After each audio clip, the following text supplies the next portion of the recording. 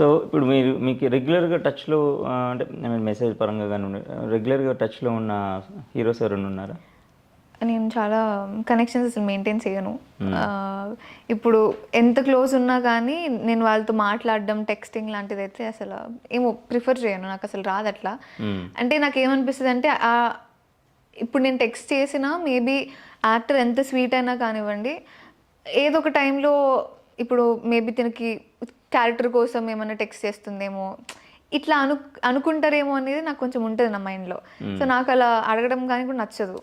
హ్మ్. అంటే ఏదైనా క్యారెక్టర్ ఉండే చూడండి, ఈ టైప్ నేనసల అడగలేను. హ్మ్. ఆహ్, అదెందుకో తెలీదు కానీ, ఏదున్నా ఆడిషన్ తీసుకోండి. రిఫరెన్స్ గూడా నాకు బేసికల్లీ అంత నచ్చదు. హ్మ్. అంటే ఇప్పుడు ఎవరైనా రిఫర్ చేసినా చాలామంది ఆడిషన్ లేకుండానే ఓకే చేసేస్తారు.